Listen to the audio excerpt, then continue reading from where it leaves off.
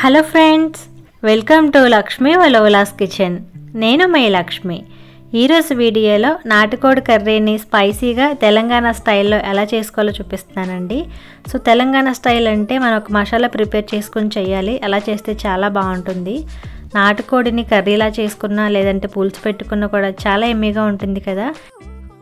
మరి అంత ఎమ్మీగా ఉండే కర్రీని ఎలా చేయాలో చూసే ముందుగా వీడియోకి లైక్ చేసి ఫ్రెండ్స్కి కూడా షేర్ చేయండి. సో స్టార్ట్ చేద్దాం. ముందుగా ఒక బౌల్ తీసుకుని ఇందులో 20 నుంచి 25 వరకు ఎండుమిర్చి వేసుకోవాలండి. ఈ ఎండుమిర్చిని హాట్ వాటర్ వేసుకుని ఒక పావు గంట పాటు నానబెట్టుకోవాలి. ఈ కూరలో మనం కారం వాడమండి, మొత్తం అంతా కూడా ఎండుమిర్చితోనే వస్తుంది. సో దానికి తగినట్లుగా మీకు ఎన్ని కావాలంటే అన్ని వేసుకోవచ్చు. సో పావు గంట పాటు ఎండుమిర్చి అన్నీ కూడా బాగా నానిన తర్వాత ఒక మిక్సీ జార్ తీసుకుని ఇందులో వాటర్ లేకుండా ఓన్లీ మిర్చి మాత్రం తీసుకుని వేసుకోవాలి.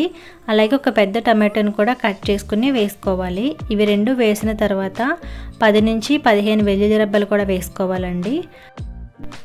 ఇప్పుడు 4 ఇలాచీ వేసుకోవాలండి. ఇలాచీ వేసుకున్న తర్వాత 6 లవంగాలు కూడా యాడ్ చేసుకోవాలి. 3 ఇంచు దాల్చిన చెక్క ముక్కలు కూడా వేసుకుని మనం మిర్చి నానబెట్టుకున్న వాటర్ ఉన్నాయి కదండి, అవసరమైతే ఆ వాటర్ని వేసుకుని మెత్తగా పేస్ట్ లాగా గ్రైండ్ చేసుకోవాలి. సో ఇక్కడ చూపిస్తున్నాను చూసారా, ఈ విధంగా పేస్ట్ లాగా గ్రైండ్ చేసుకుని దీన్ని పక్కన ఉంచుకోవాలి. మనం కారానికి బదులుగా ఈ మసాలాని ప్రిపేర్ చేసుకున్నామండి. ఇప్పుడు కర్రీ చేసుకోవడం కోసం స్టవ్ ఆన్ చేసుకుని కుక్కర్ పెట్టుకోవాలి. నేను కుక్కర్లోనే కుక్ చేస్తున్నానండి. సో కుక్కర్ పెట్టుకొని పావు కప్పు వరకు ఆయిల్ వేసుకుని బాగా హీట్ చేసుకోవాలి.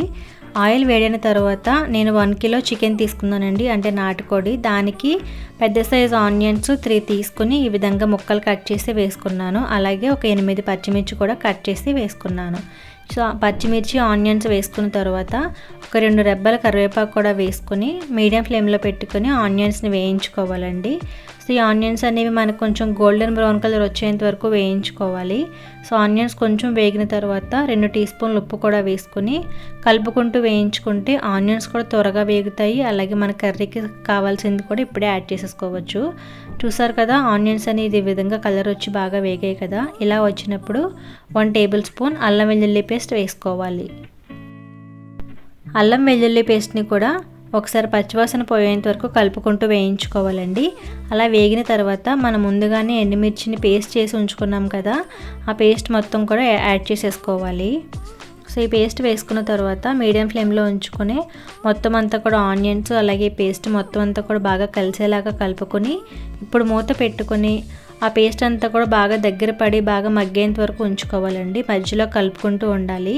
చూసారు కదా, ఆయిల్ అనేది పైకి తేలుతూ ఉంది కదా. సో ఈ విధంగా మగ్గిన తర్వాత ధనియాలు జీలకర్ర పౌడర్ని యాడ్ చేసుకోవాలి. నేను 2 కలిపి చేసుకున్నానండి, అందుకోసం 2 టీ స్పూన్లు వేసుకుంటున్నాను.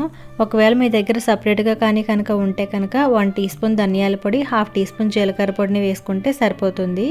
సో అది వేసుకున్న తర్వాత ఒకసారి అంతా కూడా బాగా కలుపుకొని ఆయిల్ అంతా కూడా పైకి తేలేంత వరకు మగ్గించుకోవాలి. ఇలా మగ్గిన తర్వాత ఇక్కడ నేను 1 కిలో నాటుకోడి తీసుకున్నానండి. అది కూడా కాల్పించుకుని కట్ చేసుకుంటే కనుక టేస్ట్ చాలా బాగుంటుంది.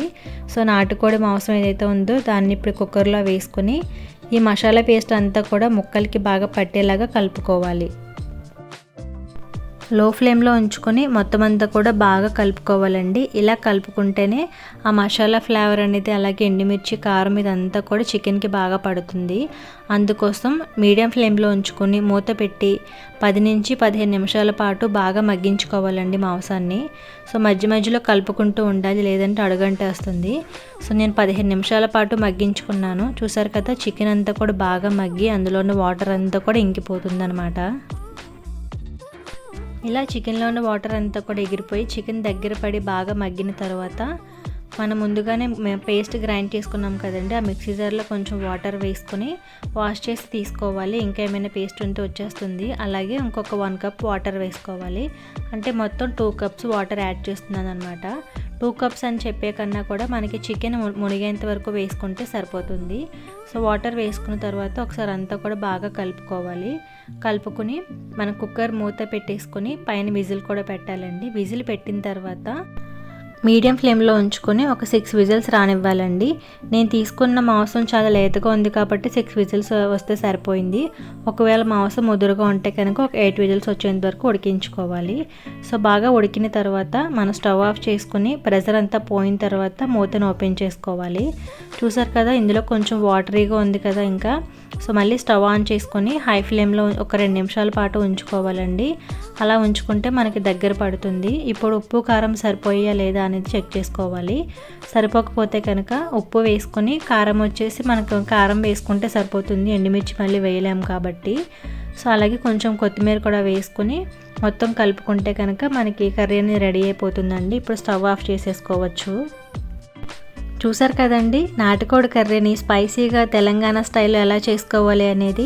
ఒకసారి మీరు కూడా ఈ విధంగా ట్రై చేయండి, బాగా నచ్చుతుంది. మనం రెగ్యులర్గా చేసుకునే కర్రీ కన్నా కూడా ఇది టేస్ట్ చాలా బాగుంటుందండి. సో మీరు ట్రై చేసిన తర్వాత మీకు ఎలా వచ్చింది అనేది కూడా నాకు కామెంట్లో చెప్పండి. అలాగే వీడియో నచ్చితే కనుక ఖచ్చితంగా లైక్ చేసి మీ ఫ్రెండ్స్కి అలాగే ఫ్యామిలీ మెంబర్స్కి కూడా షేర్ చేయండి.